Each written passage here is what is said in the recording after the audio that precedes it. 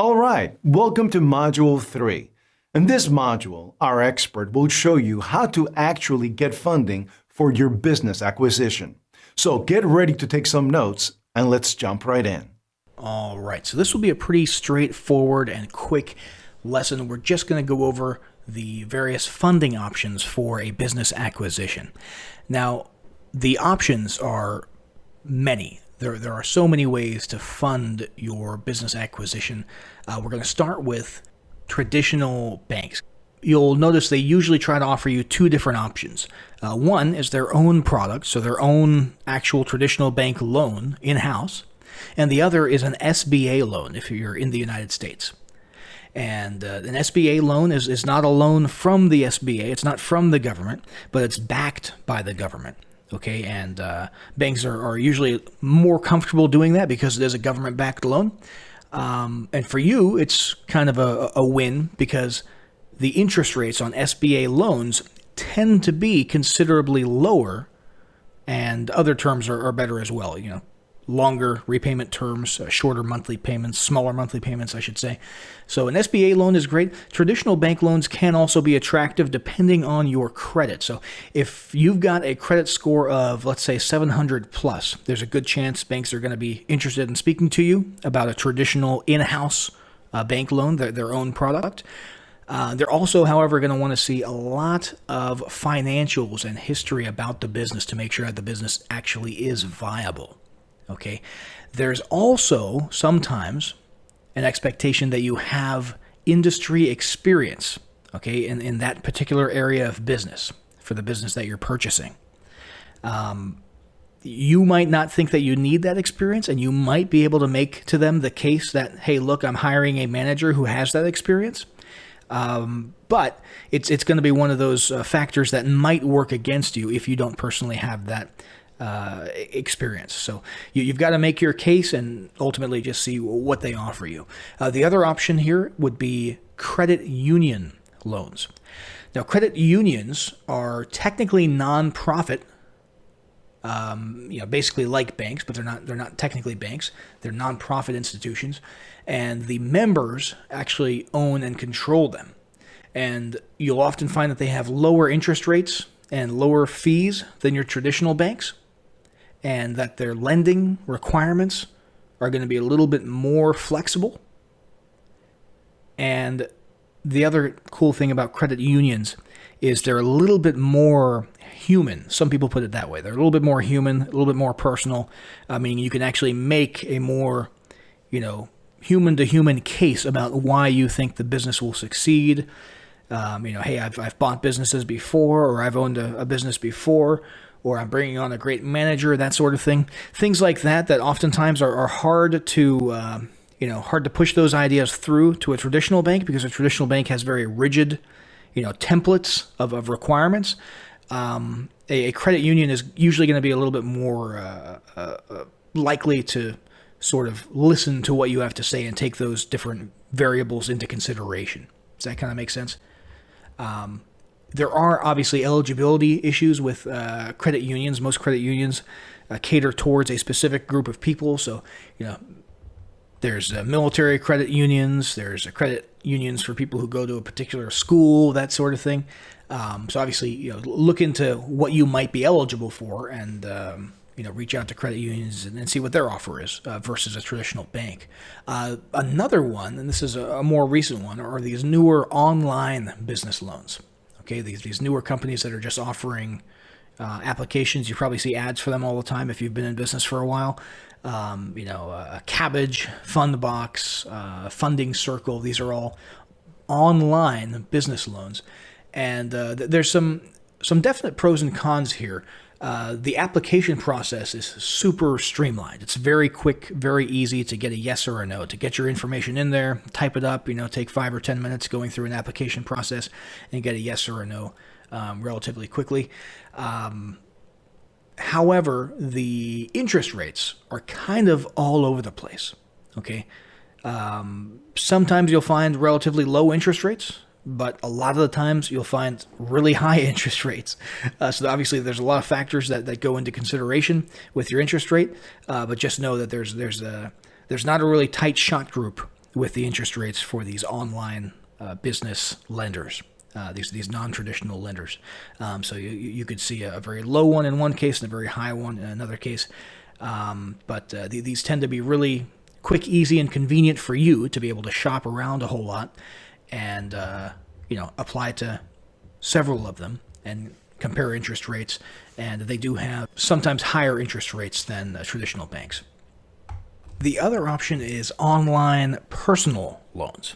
You could get funds through an online personal loan theoretically and use that for business. You have to be really careful here. This is not super advisable. You really want to pay close attention to the terms and see how much the bank cares about what the money's used for. Some of them, probably most of them, are very clear that the funds are not to be used for business. So you want to make sure that you're operating in a compliant manner with these loans. But it is something to theoretically look into and speak to those lenders about. Another one that isn't talked about as often, if you own your home and you have for a while, you actually have significant equity in your home, would be a home equity line of credit. So in this case, the interest rates will usually be super low compared to your more traditional loans. The terms will be longer. The payments will be easier, which is really important. Stretching your payments, your monthly payments is really important in those early days of acquiring a business, And the other cool thing is it's also tax deductible. Okay, the interest, at least, that you pay on your home equity line of credit is tax deductible. So that's another great benefit to consider. The downside here, obviously, is that you are using your home, the place that you live, as collateral, right? Which a lot of people might not be comfortable with. But it's pretty easy to qualify for these. Low interest rates, easy payments. It's a comfortable loan to have if you have that equity in your home and if you're comfortable with using the place that you live as collateral in case the business doesn't end up working out. They're going to end up coming after your home, obviously. Another option, and this is pretty common, is seller financing. Now, seller financing literally means you're just coming up with a payment plan or an installment plan with the actual owner, and the owner essentially acts as the lender in this case. This really depends on the personal circumstances of the seller. In many cases, you'll find sellers who the whole reason they're selling is because they want that lump sum and they want to go retire on the beach, right? So they might not be interested in this. But many of them, it's more important that they just go hands off. They're not interested in running the business anymore. And they're okay with just being paid for the business over time. So they might be open to seller financing. And in many cases, it's actually a win-win for both of you in some cases. So depending on the circumstances, it might be a good option to have the seller finance the loan. You'll often get more flexible terms from the seller because they understand the situation a little bit better. So you might get the luxury of paying more easily as you go, and this could result in an easier time managing your cash flow, managing your budget, that sort of thing. But the big thing here is you still want to treat it as seriously as a traditional loan. Because this is a person-to-person agreement sort of between you and the seller, you're going to have to bring in your own lawyer to draft up the contract, okay? Or if they draft up the contract, of course, you'll want to have a lawyer of your own review it and make sure that it's all very clear and airtight. If you engage in this. But this can be really advantageous for both of you if you decide to go this route, depending on your circumstances and their circumstances. And finally, there's the investor approach. Now, investors could be your friends and family, could be actual venture capitalist folks, angel investors. There are a lot of people who like investing in business acquisitions, okay? It's actually much less risky to invest in the acquisition of an existing business that has history and has proof that it's actually working and up and running than it is to invest in a startup for obvious reasons, right?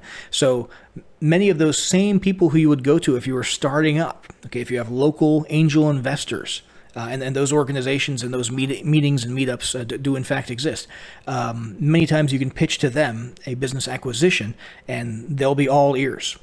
It might not be as exciting as a brand new startup, getting in on the ground floor and seeing those high, returns on investment. But those are also super risky and much less likely to succeed. So for a lot of these investors, they'll see a business acquisition as one of the less risky and more foolproof investments that they can make, and have a higher likelihood of seeing a return on their investment.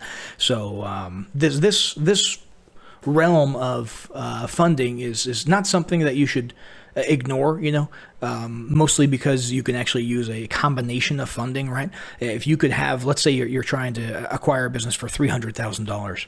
Well, if you can have friends, family, and angel investors take care of $100,000, well, that means that the loan that you need is only $200,000. You've just decreased the burden of finding traditional lending by 1/3, because now you only need to convince a bank or a credit union, or one of those online lenders to give you $200,000 instead of $300,000, right?